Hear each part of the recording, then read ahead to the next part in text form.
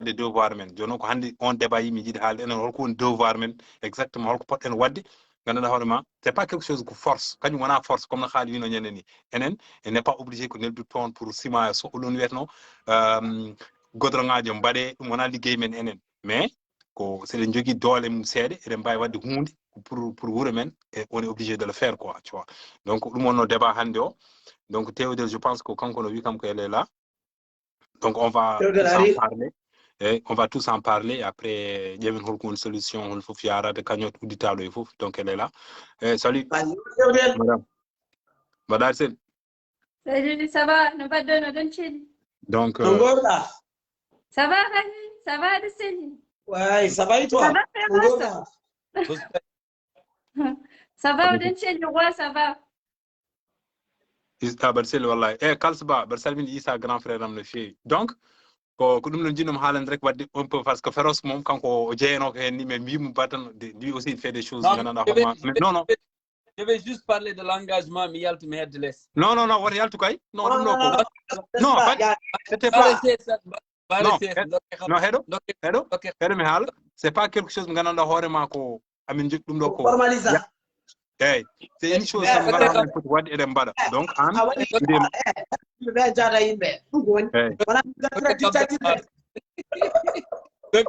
je voulais dire tu sais c'est important par rapport à l'engagement sur ce qui se passe en Mauritanie c'est-à-dire que en waɗi yimɓe ganduɗa si ça dañimo e gon des points focaux c'est très important de savoir que mbaɗat ko e terrain c'est du concret mais comme mbimam ko aussi il faut trouver des perspectives qui permettent aux gens de ne pas toujours donner mais de trouver des choses qui vont apporter de l'argent afin de récolter des fonds qui permettent à ces gens-là de souffler un peu et de pouvoir continuer. Donc, il faut, par exemple, en tant qu'artiste, aujourd'hui, vous êtes là dans la diaspora, que ce soit toi, que ce soit Soldier Hem, Djamenteki, mais faites un concert pour le collecte des fonds.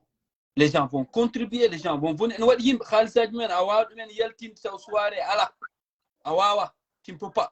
En waɗi yimɓe noon mbaɗirat sabu Allah en waɗi yimɓe kedi eɓe ngala eɓe jiiɗi wadde kono eɓe ngala ɓeɗon fof noon il faut ko mbaɗe e cercle ballowo donc ce qui est important min jiɗimi tan wiide ko initiative o c'est quelque chose à saluer parce que Théodile je le vois sur le terrain des Maliens je le vois sur d'autres terrains à continuer à prêcher la voix pour dire les collègues mais perception men enen par rapport aux collectes, nous Européens, nous fonds de collecte 7 millions, 8 millions, 10 millions. Donc, il y a de maturité. Donc, il faut que Yimbe change la donne en disant aux gens, si vous donnez 100 euros, si vous donnez 20 euros, c'est-à-dire cette participation par rapport à cette cagnotte-là permet à des milliers de gens aujourd'hui qui sont dans des problèmes de pouvoir se soulager. Ce n'est pas pour régler le problème, mais soulager la souffrance des gens-là, comme l'image de la marmite du partage. Nous ne sommes pas venus pour éradiquer la pauvreté. Nous sommes venus sur deux missions. Dire aux autorités, ouvrez vos yeux et voyez comment les gens vivent. Dire à ces gens-là, nous ne sommes pas la solution, mais nous essayons toujours de vous donner quelque chose pour que vous permettre de vous tenir debout et de cravacher dur pour que les choses changent. Non, ɗum ala hen a heddoɗo tan keɗoɗa on point c'est tout haali diallo mbaɗɗa ala fot paada Rohens mi salminima boy ay Mamadou Baydi Gaye rewata haalde hunde ko weli tan yaha ɓoye wiyama hanguine hoore makko omo yaha an to paɗa an wiyama yaha jooɗo ndeeƴa non ɗo waɗi ɗona alɗude moƴƴani tan pauvre so alɗi bewat rowa on place uji ma ɗi Mamadou Baydi ko neɗɗo Théodile mbaɗɗa ça va donc o woni Théodile son gandamo moni o woni Théodile c'est pas Théodile ko Théodile Jeeri omon koni kam Théodile Jeeri voilà Seydi Jeeri wadde ko kanko woni ɗo donc non kanko Seydi Diallo oui c'est vrai Seydi Diallo t'as raison donc voilà ko ɗum ɗon wonno joni an ko an a créé une cagnotte comme non pamin ma waɗi une cagnotte pour les sinistrés wonɓe Mauritanie ɓe wonna donc cagnotte on fonno yaruni yarani noon ɗum woni ko hewɓe woni min peut être woni min e waɓenen woɓɓe ha joni to a participe de man peut être aussi kadi ɓe ganda wonen kadi gandano cagnotte no wodi par ce que min ma explique anɗa ham no jiimi ɗum tu vois parce que je ne suis pas toujours encore sur Facebook et c'est rarement je suis plus dans Instagram peut-être donc donc on avait programmé de faire quelque chose au moins il y a des followers qui nous suivent il y a des personnes qui nous suivent donc essayer d'expliquer holno yarata holno mbawɗen waɗir ɗum ɗon ha yetti o Mauritanie dans des bonnes mains gandanɗa hoore ma nawani ɓurɓe sohlude ɗumen ɓe comme le grand ko wi nani ko tan Feros wi ko nani ko rek il y a des choses on n'est pas là pour mbawa wallude on est juste là pour les soulager quoi et puis c'est vrai quoi tu vois parce qu'ils ont besoin beaucoup il y a des familles hande nan ton perti galleji mumen ɓe mbalat koye beddaji ɓe hay goto gandani ko mbalat ɓe ngala hayɗo ñaami ngala tu vois donc pour moi, c'est une bonne chose. Awadi vraiment quelque chose à saluer parce que hewani kadi yede kadi rewbe mbade ko wayni tu vois. À vrai dire, hewani étude initiative wani min bon, c'est la première fois jimi dum kan neddo haala tan ko hakkunde mum Allah quoi. Ana ƴetti on dum non donc nous on est là juste pour t'apporter notre soutien. Le soutien mum min dokkatma aussi ko min dokku dum ko koyamen quoi parce que neddo sa woni leydi ma mbadanda ko hoorema quoi tu vois. Parce que image leydi ma ko wonata faaroma an donc Mauritanie enen fof sino sago men jogoto image gon ngana on ma clean goto min fof ne beedo yita wona darogal men quoi go fon ƴewto hen hoore mudum tu vois donc vraiment merci beaucoup donc mi rokka grand o grand Khali Diallo déjà kanyum haalen hunde après an kala yimi ƴewa dans un premier temps roi sa jabi en gacca tewdel haala ok pour moi aussi quoi tewde bismillah. Oui, en tout cas, Missal Minimum, Minimum aussi, et c'est mon premier live, il m'aide à des lives. Donc, pour vous dire que c'est que Cocozo, ça me tient énormément à cœur. Et voilà, donc, par rapport aux inondations, mais voyez échanger nos faits avec Rally qui est toujours sur le terrain. D'ailleurs, je pense que la problématique Kokobo et la problématique Poudi Dohande, mais en fait, nous y avons chaque année et donc, suite aux échanges que j'ai eus avec Rally m'a demandé de faire aussi la cagnotte et on l'a fait en fait ensemble. Bien vrai que nous, par rapport à notre association Iran Gamfabo AD, bah, ça va aussi dans ce sens. Ce tabi yimbe jogi ma chadele hono ko way hono dani ko darade et jagondir de holdu de solidarité pour va collecter un fonds tawno wawa naftude ben don yimbe. Donc l'association en fait c'est fait pour ça. Donc avec Raid on échange beaucoup sur la situation des sinistrés et pas que à chaque fois quand il y a des problématiques d'ailleurs. Mais là, en fait, c'est vraiment la problématique urgente qu'il faut venir en aide. Donc, suite à ça, Nbadi lancé le cagnotte par le biais de Iran Gongam Fabo AD au secours des humains pour mbete yimɓe ɓe ne mbawa notitade e nder oɗon appel pour wawde ƴewde ko ndendinɗen bete wallide bandiraɓe men wonɓe toon to Mauritanie sohluɓe. Et dit problématique, donc ça a circulé les vidéos, donc et puis on dit quand même des Mauritaniens, donc Mauritanie aussi Ngandi. C'est pas quelque chose qu'il faut raconter, c'est des choses que Yibebe Ngandi. Donc le but, Avdem et Order Live, c'est surtout pour démobiliser pour jikiran et yakare no bidani wana force wana haibate bad fofu wadani ko hore mun te bad fofu aussi no foti wadde mo wadani aussi kadi tawad ala wonjido wadde aussi tawala la possibilité de wadde.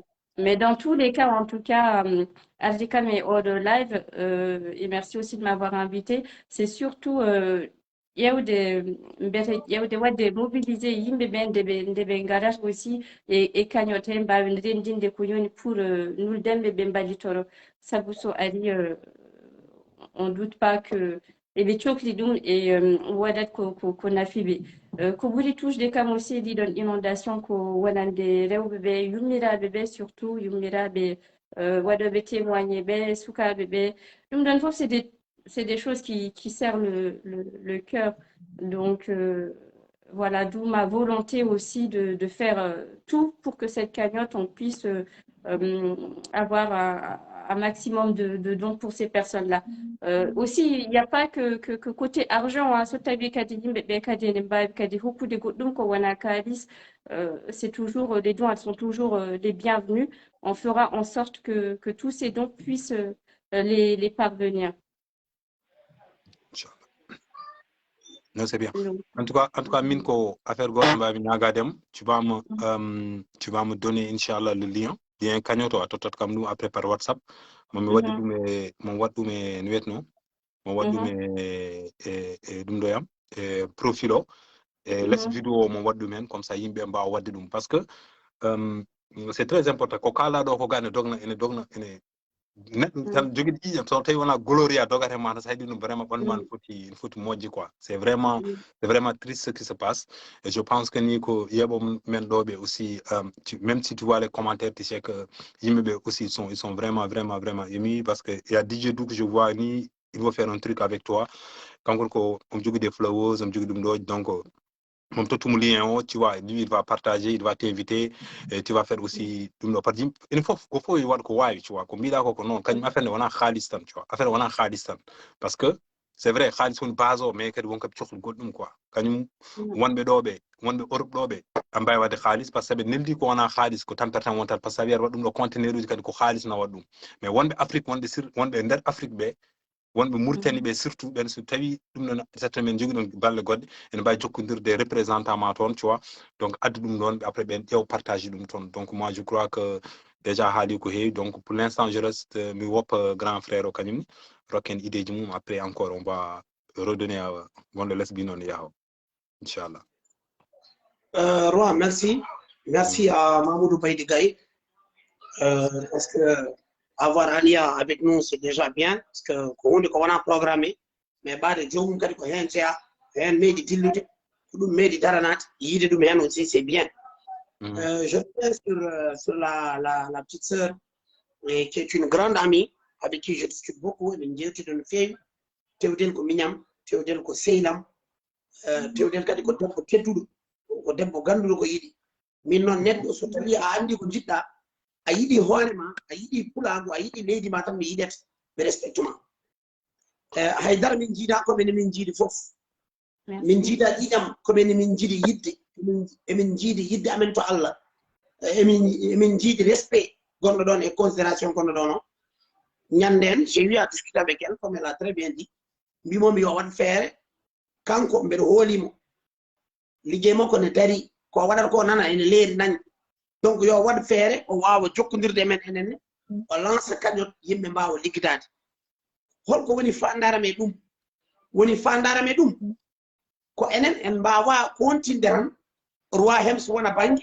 tewdel wona bange aliya wona bange DJ Du wona bange moni kala ina fooɗono hoore mum mbajjo o wona gonga ɓaade kay ken fiyaɓe ɓaade ken teesɓe ɓaade ken miskineɓe koye men Allah rokki en humpito hakkilantagal ngam rentude ha walde dañde doole sabu so yimɓe ndentani ɓe mbawa wadde ko mawni aliya no wawi wadde hunde e banggue mum haali waɗa hunde e banggue mum kono ɗum sellat tan ɗum moƴƴata tan ko so tawi en ndendini doole men e dow gonga ɓaade noon Allah rokki en enenne fartange wasde wurde e maw sabu en mawnikinaji mbiɗen tewdel kañum yo ar o waɗa hono ndani enen fof o lieu ko mbiɗa wiya roi waɗ kañot aliya waɗ kañot marta min teki waɗ kañot kanko o waɗa kañot goto oɗon enen fof ndenten hen mballodiren hen mbeɗa yiɗi noon haalde konngol jinnani oɗon kaala oɗon mocca oɗon masa oɗon kewineedi oɗon mbiya wona force bandiraɓe so tawi koreji mon jolima so tawi koreji mon ngala so tawi koreji mon mbawa oɗon jogii on mballani gande on mbaɗani ko poɗɗon wadde par force holko woni force o ko pande no yooli koddiɗo ma no yooli Allah wi noon Allah wi aɗa jogii wallu saɗa jogii sakko saɗa jogii duus so tawi noon eɗen mbawi en mballani wadde en mbaɗi kon potani wadde so tawi en jeehi en jii naalankoɓe yimɓe men ngara ƴetta kalisaji ne mbeddo ina kollikino ɓorno basenji jooɗi mi wiyaɓe e ɗum boni kono mbimi ɗum wona priorité e neɗɗo jooliɗo koɗɗo sartuma kata ɗum wona priorité e koɗɗo sar daral 6e ina yooli ñande fof ine walde ɓawɗi ine walde ñabbuli ine walde musibaji taw eɗen mbawi rendinde seeɗa ƴetten hay siko camion ngaji ɗiɗi camion ngaji tati pooɗen hakke no mbawirɗen a faami mballen ɓeɗon so tawi non an dañal ma ko dañal njiye kam ko dañal nane kam ko dañal min ɓuri ko min foti yimede ko min foti wiyede an dañal ma ala ko firti min wi so tawi non dañal ma jokki yandam dañal ma walli julɓe so tawi dañal ma nafi yimɓe an aɗa wawi farnorade dañal ma ɗum waɗi kam wiide notre sœur Kewdel yo daro dusodirene makko jaadene makko ballodirene makko sabu ko ɗum woni gonga so tawi noon en mbawa wallodirde ngam wallude yimɓe woɓɓe firti ko kaleten ko fof wona gonga ɗum waɗi noon kañoto omo foti bustede omo foti wallede DJ Du en mbaɗa hen juuɗe mumen mbaɗan roi Hems waɗi ni Kewdel haalde aliya haalde haali yimɓe ballodira dusodira ko wona ɗum fof wona gonga hay goto tampiniɓe haala hay goto koto waɗi yimɓe haala hay goto ɗo wonɗo ne wiya yimɓe en wayi laamu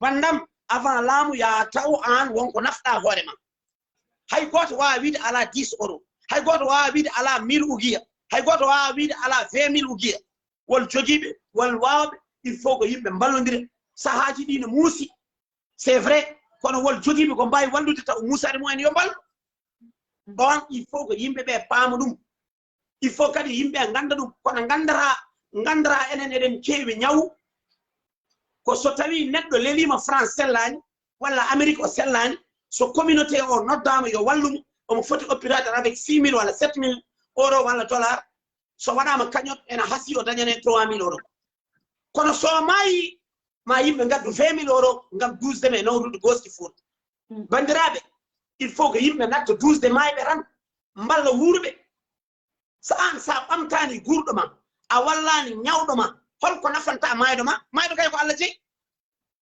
oui donc noon il faut que yimɓe ɓe gummo e jonde il faut que yimɓe ɓe ballodira il faut que yimɓe ɓe jaada il faut que yimɓe ɓe laaɓodir deedi il faut que yimɓe goppa maw so Tewdel waɗi hunde yo yimɓe ɓe ballu so roi waɗi hunde yo yimɓe ɓe ballu so aliya waɗi hunde yo yimɓe ɓe ballu so haali waɗi hunde yo yimɓe ɓe ballu yimɓe gacca les égos gacca hypocrisie gacca hooram o banggue so tawi yimɓe mbawi wadde ɗum so tawi yimɓe mbawi wallodirde ɗum yaware wodata min noon je profite tout est live pour haalde ko umme ɓernam par ce que mi arani ɗo pour fuutodirde hay goto min garani ɗo pour welnade wiide wayti le meilleur Boubel Ba ka moƴƴo ka ni emin caggal ma min tampi yimɓe wonde caggal amen yo yimɓe ɓe cawɗo min gonde min jaaga somin musama ɓe gona sar min somin beldama ɓe gona sara men e yimɓe ɓe noon yoɓe gar ɓe ballodire hay goto forsaka yo faw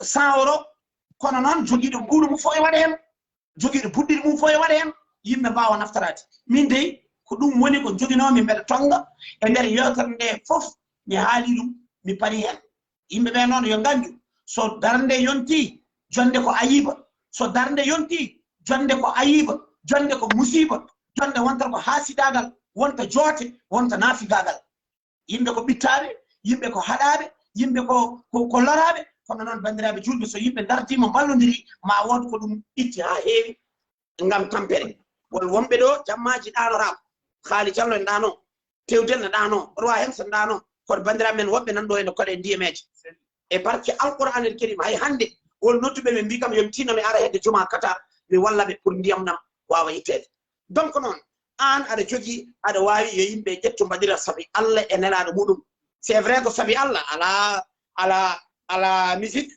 ala gamri ala neɗɗo ne dari ne wima woy a waɗi a walli seydi boy kono seydi boy Allah so Allah yettima Allah so mantima e ko Allah ko de ɓuuri fewde e so goɗɗo yimanima walla so goɗɗo wimama ka hayyartuma sa woni hayyarto e rendo a woni hayyarto yeeso aliya a wona hayyarto yeeso Allah hayyartuma ala ko firti wadde noon yo Allah hokku en famde ɗum ko ɗum woni ko jogi noon mbeɗa yiɗi haalde hen min noon mbeɗa heewi haala non ko kala ko c'est on a hewdo haal ko kala ko c'est très important grand nani ko haali ko bon pour ndokki kam 2 secondes rek mi yi Tewdel o waɗi déjà lien o e commentaire uji c'est déjà bien et du coup min mom copie ɗum encore mi watta ɗum to en quoi ok au fur et à mesure que discussion ene yaha eɗen mbawi activde ɗo yenede lien wonande yimɓe hettotoɓe ɓe aussi ban wawi yiide lien o ɓe wawi wadde cliquer dessus pour wawde nade plateforme mi épingle ɗum ni wonta yaade Ok, bah, c'est super. Donc, on a dit de beaucoup de dons en argent, faut ne pas avoir de doyen. On a aussi dit de beaucoup d'autres dons, comme des vêtements ou d'autres besoins nécessaires pour être sinistré. Et ouais, je peux dire aussi, mais il y a de l'acheminement de tout ce qui pourrait être envoyé au-delà de l'argent. Donc, je donnerai mes coordonnées Ouais, par c'est la très suite. important. Anel dam tan après mi mon waddu medum do. Donc les gars Ok. aussi, comme ñag mon faut partager dum way yaajiru fofu yo yaaju, tu vois, c'est pas hande adani men do haalde afruji musique en waldi non dum do ko des choses ngalama c'est des choses qui sont réelles ko afruji goddi yimbe ni nguri dum en ji on a vu des vidéos, tu vois, minen min gonani Mauritanie mais en ji vidéo ngalama man bay bonnude bernema, tu vois. Donc amin ji aussi des jeunes nan ton mbaɗa affaireuji machallah yo Allah yoɓmon moƴƴere on woni onon haali jallen parce que onon dokki amen aussi cuusal wadde ɗum parce que pourquoi mi non parce que vidéo ji haalen mo min jeyata ɗi ɗin encore hollintuma vraiment ce qui se passe au pays, quoi, tu vois. way kono enen ko toon gonɗen ɗon jinnaɓe men ko toon goni ko haali wi ko nan ko c'est très important nenam ne ɗano yummade ɗan yum goɗɗo mais koddiɗo mum so ɗanaki tan way kono yumma ɗanaki ni. Donc Féroce a nani ko grand haali ɗo ko ɓeyta hen an. Oui, moi je pense que ce qui est important, c'est il faut aussi jogoɗen esprit yajende won holɗum woni kañoto woto waɗe tan au niveau de la diaspora, c'est-à-dire il faut toujours waɗe au-delà de nos frontières. Par exemple, la Mauritanie, il y a des gens qui veulent donner, so welam yo won 500 ouguiya, so welam yo won 200, so welam yo won 300 pour des gens qui veulent donner en mesure et dañal map et tottir toon en xaalis ko woto yimɓe tan mbaso tan c'est à partir d'ici tan paw dañji xaalis parce que so waɗam lien c'est pour des gens seulement qui ont des cartes bancaires, des gens mo ganduɗa ɓe en jogui carte bancaire ɓen tan mbawɗum naade e lien o. Donc il faut faciliter que tout le monde puisse wadde hen xaalis mum, c'est à dire on mo ganduɗa ko maçon on jogui temeɗɗi o wawa wadde hen o dañe ɗeɗon barke. C'est important de penser à ça, c'est très important. Yimbat tan comme Alaji Maodo Malik Sy wini Mam Abdou jamamak nde o mahannode o wi so welam o tottu ɗum on milliardaire en wawa gasnude jamaka o wi tawi noon ko Allah ƴewte e jobde Allah ndi omi yiɗi on mo ganduɗa ko liggotoɗo maçon waɗa hen buɗɗi e on baɗɗo milliard e ndendo oɗon baraji. Donc très yimɓe mbawa yajnude ɗum yimɓe fof mbawa hen wadde juuɗe mum woto yimɓe mbaɗ ɗum tan cikku diaspora rek.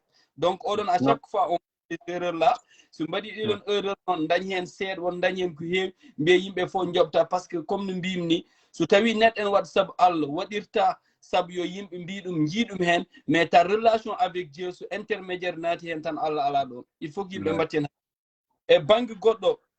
Il y a une chose qui est très importante mo ganduɗa il faut que les acteurs culturels min ko ɗon mbitim il faut que les comme Khali wini il faut qu'on apprend à se dire des fois les choses. On se dit des choses mo ganduɗa ko yo neɗɗo weeɗa par ce que hande Féroce haali ɗum ɗo tan yimɓe mbi weeli ɗumen janggo so haali ko wona ɗum ɗo tan mbiya o haalani. Non, ce qui est important c'est que les acteurs culturels ils doivent s'impliquer. Les acteurs culturels ils doivent s'impliquer dans cette chose-là parce que ñande tan ñande ɗum wono débat yam de mi haalin ɗum tan ñanden eyyi jiɗi wiide implication mabɓe ça doit être de taille, c'est-à-dire qu'aujourd'hui on n'a pas besoin de cibler des gens. La lutte là elle est globale, tout le monde peut apporter quelque chose, chacun de nous peut apporter. ɓeɗo jogui ko date mumen ɓe jogui ko bindol mumen ɓe jogui ko sensibilisation ɓe jogui ko jawdi mumen. Différence o woni holɗum so tawi neɗɗo kanko o ƴeewani kanko hol fodde makko e ko foti ko wadde sikka ala mo yi darniɗo fodde mum waɗi ko foti ko wadde janggo o namne hol foddema beele a waɗi walla a waɗani ɗum o wonɗonomo ŋaaño hoore. C'est ça la différence, c'est à dire que neɗɗo poɗɗaɗa wadde a waɗat tan ɗum jiyaɗa ɗo ya yiɗon kono no Haali wini. J'aime bien cette mobilisation, c'est à dire que ça ne sert à rien de faire le mati-vi il faut que mobilise min mi haali ɗum am haaltu ɗum mi gonɗinani yimɓe mbi kañumen fandar mumen ko woterte mbawrta ɗum gonɗinani ɗum. Yimɓe so mbaɗi fandar wotere on mbawa wasde wawrude on mbawa wasde nandirde so tawi tan fandar nde goto darni ɗon ko wasɓe darni ɗon ko rofol darni ɗon ko joguiɓe caɗele so on mbawran tan wona gonga. Il y a des ambitions qui sont cachées, c'est très important ɓe mbatti hen haqqille no fewi ngare mbaɗen moƴƴel wontu du mon mo ganduɗa on moƴƴere addan ɗum ɗon. Donc e bangi goɗɗo kedi, pourquoi je parle des acteurs? Moi je les indexe et je les interpelle. Les concerts que vous faites, concert mo mbattunɗi won diaspora won caggal leydi, hay goto meeɗa yiid mbaɗɗon concert, mi wiyan noon yimɓe ɗiɗi yomtet mbaɗɗon concert, tous les artistes se regroupent autour de l'essentiel en se disant qu'aujourd'hui, par rapport à l'inondation, on va faire un concert gratuit pour inviter tout le monde. Khalis dañaɗo yimɓe pecci ɗum on mbaɗan ɗum. Donc tous les artistes, vous êtes interpellés parce que leydi mon, vous ne pouvez pas ko ɓuri ko en musdi woni hande les acteurs culturels on mbawa wiide son noddi ko yimɓe ngala, so yimɓe ngari caɗele so noddi mon jiita mon wawa wonde. Moi je ne parle pas de finalité, je parle de votre sens d'écoute. Wona tan artiste, wona tan musique, wona tan wiyeɗa dañi succès, wona tan wiyede ko an wonɗo, mais so tawi yimɓe dañi caɗele an a wawa darade ƴetta micro ngulla mbaɗon concert gratuit, wiye haali organisé concert gratuit maison de jeunes, wiye natirte ko 2000 walla 3000 walla nadirte ko sac mar walla ni, hayso yimɓe dañani ko jiɗno ko mbaɗi fodde mumen hen. So wi acteur uji kon haali ɗo hunde mbaɗɗo important. Haali mbiɗa yiɗma haalan député ɗo kala jontaɗo yonta ko galle bammum. So tawi jontuma an jontaɗo haalisma e jawdima ka milliardaire a waɗani rofol, on ko galle bamma jontaɗa kono a yontaki yeesi yimɓe. C'est très important. Kal jontaɗo ko galle bammum yonta, on yimɓe ngala ɗon sa dañi milliard a wawa wadde caɗele yimɓe, on ko milliard ma tu n'es pas riche. On richard qui ne peut pas aider les nécessités on wona riche. Bango goɗɗo yo yimɓe mbatta haqqille no fewi, par ce que enen kal ko waɗa enen en ƴewata hen hol erdi mon o. Min si j'ai un problème avec Khali, je m'en fous, c'est pour la cause nationale, je fais ce que je dois faire, je passe. Parce que je ne le fais pas pour lui. Il faut qu'il dépasse ces égos-là. Nous sommes tellement ego surdimensionné. Chacun se croit important. Nul n'est indispensable. On a besoin de tout le monde. On a besoin de tout le monde. On a besoin des femmes, on a besoin des hommes, on a besoin des chanteurs, on a besoin des lutteurs. Il faut qu'on arrête ce genre de choses. Si aujourd'hui la diaspora pouvait régler les problèmes de la Mauritanie en Gontando, mais il faut que tout le monde participe. Baddo diaspora participe en Gondo Mauritanie, woto Urma et Mauritanie bada participer. Woto ngacir mon modjer, modjer yim porno dum, modjer yim kabes, ngama hol yim modjube lime da don. Kon modjer nodde yim fo ben dutto tiagal on kay modjer enen ngale yim kaldu gom so tawi enen modjer wonti exception e men nganden société men ku ñew modjer wonti exception e nder leydi jul ngandon ɓeɗon jul manda ke mbaɗat kon inde Allah ala ɗon Muhammad ala ɗon. Donc ɗo mbattim terminé jiɗin wi tan hande par exemple duuɓi du les Khali minen min jogui tan ko voix, et ce qu'on fait c'est dire à nos amis de s'impliquer. Kon mbim il faut que onon waɗoɓe kañeto mballon heddiɓe ha mbawa wadde hen buuɗi mumen, wona tan carte bancaire, parce que aujourd'hui cette culture là wona yimɓe fof jogui ɗum. Il faut que ça soit beaucoup plus large. Yimɓe goo fof waɗa hen gandal mum, waɗa hen jawdi mum, waɗa hen gandal. Roi, je vous dis, je vous interpelle onon wonɓe ɗo e diaspora, onon mbawa ummade notoɗon concert Bruxelles, onon mbawa ummade notoɗon concert France, onon mbawa ummade notoɗon concert Allemagne, États-Unis. Faites un concert pour aider les gens dans l'inondation. Hayson dañi hen mbutma wiye oɗon c'est votre voix.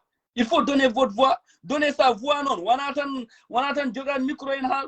Les artistes qui sont en Mauritanie, eux, qu'est-ce qu'ils attendent pour donner leur voix pour ces inondations-là? Hay goto wiyani yimɓe jib, mais faites des concerts yimɓe job halis o totte. Won mo ganduɗa haysa jogim pharmacie ad maayo o wallatama. Comme ça noddi mom e concert on wawa wadde hen 1 million. Mais il faut prendre tous ces gens-là et sohla. Ɓeɗon fof en cohla, neɗɗo fof en jogui no waɗirat. Woto hay goto wiɗon neɗɗo yo waɗir saabu Allah. Il est libre de dire mi waɗirani saabu Allah, mon mbawɗen hunde. Mi waɗirani saabu Allah, a rokkan kam, a ñamminan kam, min jeeyi haalisam, je le fais comme je veux. Donc ko woni ko important que tout le monde se mobilise autour des inondations. Enen gandi l'État, comme je l'ai dit, c'est un État incapable. On n'a même pas besoin d'attendre. Mais les gens doivent seulement, comme mbirimni, joɗade jogo dande wotere, jogo fandar wotere. D'autant plus wonɓe non jogui expérience Khali a une expérience de plus de 10 ans sur la pauvreté, sur les catastrophes naturelles, sur des choses mo ganda yimɓe gandu. Mais ces personnes-là, il faut que yimɓe mbaɗu reconnaître. Il faut qu'on reconnaisse les personnes qui sont au cœur de ces problématiques-là. Ils sont toujours au front. Mais on ne respecter, on ne tedungal, on tu peux ne pas être d'accord avec lui, tu peux ne pas être d'accord avec ses positions, mais il y a une seule chose, sur le terrain, pauvreté, pourquoi pourquoi on n'appelle pas les ministres? Pourquoi on n'appelle pas des députés? Pourquoi on n'appelle pas des gens qui passent tout le temps au match croyants qui sont importants? Pourquoi on l'appelle? Parce qu'en l'appelant, les gens ont espoir que les choses vont marcher. Non, ce Dieu qui espoir, on ne peut pas tuer son espoir. Parce que la fin de l'espoir, c'est le commencement de la mort. Donc, on a mis mon cri de cœur par rapport à ça. Roi, merci beaucoup pour le live. Et comme nous disons, il faut penser à ça. On a des concerts, on a des dadmon, on a des c'est aussi net important. Su sahama yonti wat sama, su sahama yonti wat sahama, su yawti hay gor nod sam. Tiaram, tewde leo, mbida hen. Grand débat, il faut régler genre got pour mourtenna ngala cartouche be. Donc peut-être que mais ça Ferro, ça rallie justement Bilino Artudehen par rapport à je pense que rallye Gonde sur le terrain, il me semble qu'il y a des cagnottes dédiées à ces personnes-là par, je crois, Bankili, mais qu'on a des Bankili. Parce que même sur notre groupe des Mauritaniennes du monde, j'ai vu que l'une des filles, je ne sais plus si c'est Djenaba Dom ou Conan Diane, en tout cas, Mbadi a lancé une cagnotte par rapport aux sinistrés au niveau de là-bas. Saoudiel, il faut comprendre la réalité des Mauritaniens. Khalzo avait compris ça, c'est-à-dire le collecte. C'est-à-dire il faut que il faut que mballon yimbe mon yimbe wad kon em jita men toti won mo mbirtu soda en jogi 1000 ugiya sa halnam kozo jettan 1000 ugiya wad hen créer des commandes oui, c'est important. Oui, Njafouda mi découpement mais wonande yimbe wonbe toon be ko kambe budi wadde placé pour wawde wadde dum don wana minen wonbe ga to diaspora ga yen wawi dum wadde parce que gol fof no jogi bangi mudum to foti hedde donc minen min kedda diga Nbia moi j'ai des gens qui sont sur le collaborent avec vous mais c'est à vous. Mais je pense qu'à leur niveau, je ne sais pas, Rally me confirmera, mais je pense qu'à leur niveau, comme j'ai dit, dans les Mauritaniennes du monde, j'ai vu une cagnotte qui circulait par rapport aux sinistrés. Donc, dédiée spécialement à ces personnes qui sont là-bas. On a des cartes bancaires, donc je pense que au niveau de Nouakchott, quand et puis aussi, il y a confirmer ça avec soit Radi ou avec d'autres personnes, mais je pense. Donc, je pense qu'il faut le confirmer avec les autres. Oui. Voilà, les autres dont les numéros sont mis. Et je pense bien, si je ne me trompe pas, qu'il y a mon cousin et frère Amassi Chico qui faisait partie de la publication. Donc, moi, j'avais envolé. Mais honnêtement, je te dis, dès qu'on a lancé la cagnotte en France avec toi, on a préféré directement repouder ceux qui sont en Europe, s'ils veulent donner, qui n'ont qu'à aller directement sur ta cagnotte. Tu vois. Maintenant, par rapport aux autres qui aident, moi, je te dis la réalité aussi de Bankili. Je vais être très clair là-dessus. Les gens, il faut aller directement vers eux, comme dit Féroce, il faut aller les toucher. Bankili, c'est un moyen plus facile de faire des envois. Donc, ça a une tête à la limite à famille. Donc, je pense qu'on doit, dans un futur très proche, trouver une stratégie d'aller toucher les gens porte à porte, aller les interpeller. Et il y a aussi cette paresse, il faut le dire.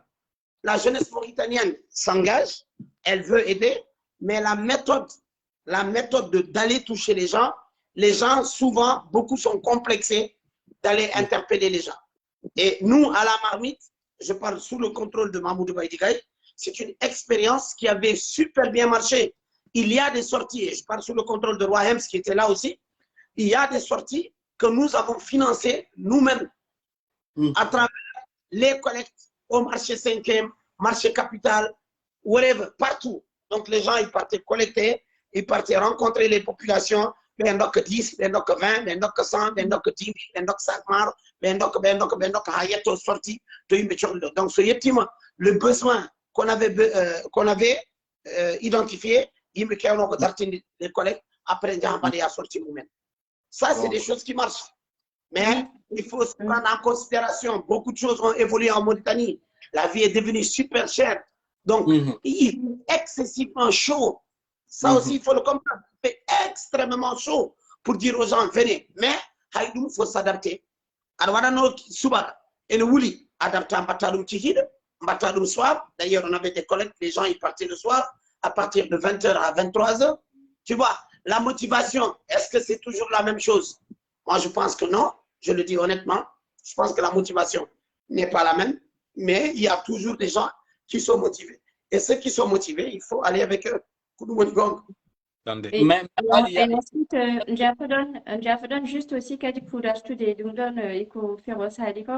le fait de trouver des volontaires ou des médiateurs, un groupe dans chaque quartier ou dans chaque école Kimouloum, il y a des nevades du porte-à-porte. Ça aussi, c'est une possibilité de faire parce que je le fais. Ici même, quand les événements du Mali, là, en 2018, du porte-à-porte dans les résidences, un peu partout. Donc ça aussi, c'est des... Théodèle, la réalité aussi, elle est là. Il faut aussi oser dire les choses. Problème men guidi de one des problèmes ko en jarlitaji yimbe be jarlitaji gongo kadi yo haale mo hokka yeru. Quand tu fais la mobilisation financière sénégalaise mbadi do catch, tu vois ce qu'ils peuvent collecter pour les autres. Ça y est, wabbe dans d'autres pays hay courage meden tan safal so lanci cagnotage avec Voad par exemple. Ayi mobilisation mo yimbe mbadi heno ayi doole mo bandiraɓe mbaɗaɗeno woni gongo ko ɗum noon c'est à dire enen ɓurɗen yerlitade tan ko so bumbay e humbay e rumbay woodi so ɗum waɗat mais Khali en waɗi hunde kam il faut que kalɗa ko c'est important parce que minen par exemple min meeɗi waddi émission en 2 heures de temps à la radio Nouakchott. On a collecté au même jour 7 millions en même jour. Mais bang got en word, comme je l'ai dit, c'est-à-dire qu'aujourd'hui, yimbe ndokirta sab en ndokir, mais en ndokirat sab net. So ngandi net on ndokirat sab net, yette net do odon badandum en avant parce que yimbe ndokirta sab en potrek wonbe mjias on se njidum e mbadat hen. John, quand tu vois un artiste comme Roi Hems Aren what collect, c'est un langage, une information, comme collecte, inondation, même balade et une pauvreté. C'est une méthode de communiquer, il faut que les gens communiquent. Quand vous venez, il faut communiquer aux gens, à l'administration, la police, et comme jusqu'à présent, l'inondation est en Mauritanie. Les gens font dans les marchés, ɓeɗo jahat pour wadde collecte minen de min jaar ko wadde collecte pour dire que ɓeɗo enen e caɗele ma wood mo tinan ma tin ɗum ma wood député nanɗo ɗum ha les services de renseignement fof eɓe kaala eɓe ganda nak toute la Mauritanie doit se mobiliser. Aussi n'oubliez pas, il faut que des fois qu'on essaye de ne pas nous autocensurer. Bandiraɓe men safalɓe, il faut que yimɓe nannuɓe hen, c'est important. Il faut parce que c'est important que yimɓe so tawi onon gonɗon ke wuuro mo ganduɗa kon hiiɓaɓe, il faut que jogoɗon des stratégies de pouvoir lutter. Le fait d'apporter quelqu'un qui est très influent, par exemple, je prends un artiste comme le Baron, qui est très influent, qui a une société, je dis le Baron, par rapport à cette cause, il ne va jamais dire non. Et je sais que mais il faut que yimɓe les personnes ressources là, parler avec eux. Henta a sikki neɗɗo tini taw tinani a sikki neɗɗo haalni ɗum taw haalnan ɗum. Donc des personnes là, il faut les approcher, il faut les parler, et la mobilisation des femmes est très très très très importante. Baydin dendam Demba Ndiaye kañum rokkirta haali sana yi rew ɗum ɗon kadi il faut mbaɗon hen hakkille. ɗeɗon noon ɗum ɗon fof ko yiila tan ko yimɓe yo dañ ko jiɗɗo henen par ce que hande so tawi yimɓe nderɗi e aljanna ndewrani Allah saabu wulɗumen ndewru Allah pour sulde safar dewal mumen Allah timmani e kulol mumen Allah kedma Allah nam ɗum pourquoi kulɗa kam wol kulɗa ko safar o donc il faut que yimɓe jogo yaqin ko mbatten ko wot kulen en haydar eyyi baron nen le baron est là c'est un artiste. Pourquoi j'ai pris exemple sur lui? Parce que c'est normal. Parce que handi neɗɗo fof en jogui sa noddama a jogui yimɓe ma haali en jogui yimɓe mo wonɗo natta sa wi haali yimɓe roi sa naati 6e a wi roi mais utilisé oɗon ɗum ɗon won ko nafat ko o wawa wadde ɗum kono neɗɗo en waɗa sababum kanko woni yimɓe mbi tan neɗɗo woto waɗ sab neɗɗo en was wadde saabu Allah waɗ saabu neɗɗo min son waɗiri saabu Allah dañcimi hen tan ko Allah son waɗiri saabu neɗɗo mam dañ hen yimɓe. Il faut que nous faut avoir des perceptions, nous yimɓe cagnotte. Il faut qu'on change notre mentalité de croire que ha joni ko ɗon gonɗen. Cagnotte hen ça, je le dis très sincèrement, ko en moƴƴi mais ko yimɓe jangguɓe jeeyi ɗum. Ɗum ko gonga, yimɓe cikkat boom ko lix.